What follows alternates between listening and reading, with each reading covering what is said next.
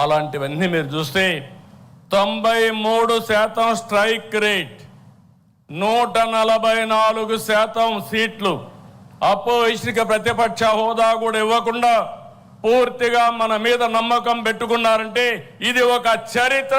ఆ చరిత్రను కాపాడుకునే బాధ్యత మన పైన ఉంది. ఎన్నికల కంటే ముందే చెప్పాను, గతంలో 3 సార్లు చేసిన అభివృద్ధిని, ఆనాడు ముఖ్యమంత్రిగా చేసిన అభివృద్ధిని ఈ ఒక్క టర్మ్లోనే పూర్తి చేస్తానని చెప్పాను. అందుకే పాలనలో ప్రోగ్రెసివ్గా వెళుతున్నాం. తెలుగుదేశం పార్టీ మూల సిద్ధాంతాలలో మహిళా సాధికారత ఉంది. నాటి నుంచి నేటి వరకు ఆడబిడ్డలకు ఆర్థిక గౌరవం, సామాజిక గౌరవం, రాజకీయ గౌరవం ఇచ్చింది తెలుగుదేశం పార్టీ. ఎన్టీఆర్ హయాంలో మహిళలకు ఆస్తి హక్కు నుంచి నేటి తల్లికి వందనం వరకు అనేక పథకాలు అమలు చేశాం. విద్యా ఉద్యోగాలతో పాటు స్థానిక సంస్థల్లో మహిళలకు రిజర్వేషన్లు పెట్టాం. మళ్ళీ హామీ ఇస్తున్నా, ఈరోజు మహానాడుని మహిళలకు అంకితం చేశాం.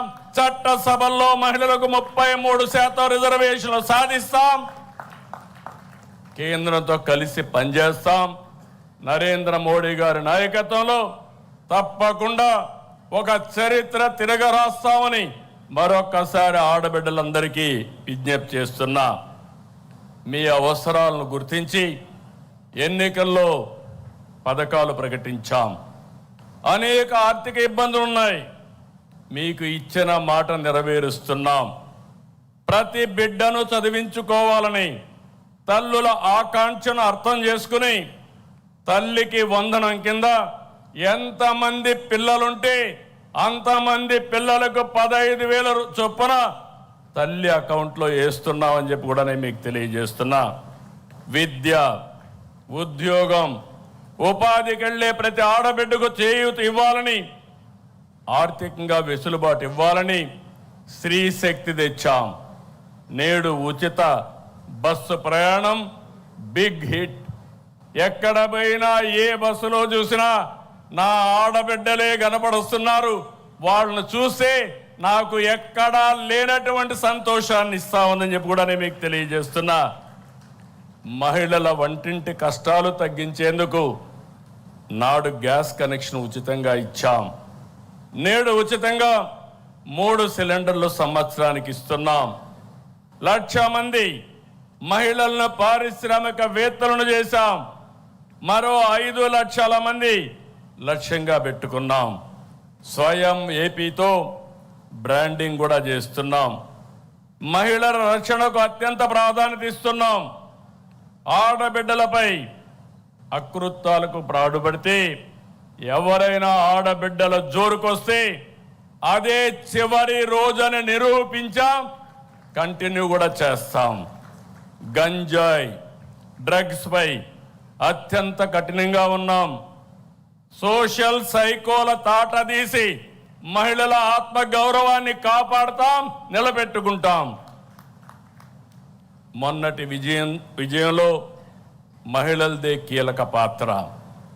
దానికి గౌరవంగా మరొక్కసారి విజ్ఞప్తి చేస్తున్నా, ఈ మహానాడుని మా ఆడబిడ్డలకు అంకితం చేస్తాం. మహిళా మహానాడుగా ముందుకెళ్తాం. మనం ఏ ఆలోచన చేసినా, ఏ సంస్కరణ తెచ్చినా, ఏ పాలసీ అమలు చేసినా అది యువత కోసమే. ఉమ్మడి రాష్ట్రంలో ఐటీ రంగానికి ప్రాధాన్యత ఇచ్చాం. సాధారణ రైతు బిడ్డ నుంచి కార్మికుడి పిల్లల వరకు ఐటీ రంగంలో అవకాశాలు అందిపుచ్చుకున్నారు. ఒక్క పాలసీతో లక్షల కుటుంబాల్లో వెలుగులు నింపాం. నేడు దేశ విదేశాల్లో ఐటీ రంగంలో మన బిడ్డలు సాధించిన విజయాలు చూస్తే ఆనందం కలుగుతుంది. ఇది తెలుగు జాతికి గర్వ కారణం. నాటి విజన్ 2020, నేటి స్వర్ణాంధ్ర 2047 యువత కోసమే. నేను ఒకటే విజ్ఞప్తి చేస్తున్నా, యువగళం కింద ఆనాటి జనరల్ సెక్రటరీ, ఈరోజు వర్కింగ్ పార్టీ ప్రెసిడెంట్ రాష్ట్రం అంతా తిరిగారు. యువగళంలో నిర్దిష్టమైన హామీలు ఇచ్చారు. ఈ ప్రభుత్వం ఇచ్చిన హామీల కంటే ఎక్కువ అమలు చేయడానికి సిద్ధంగా ఉన్నాం. నేను మళ్ళీ విజ్ఞప్తి చేస్తున్నా, టీనేజర్స్,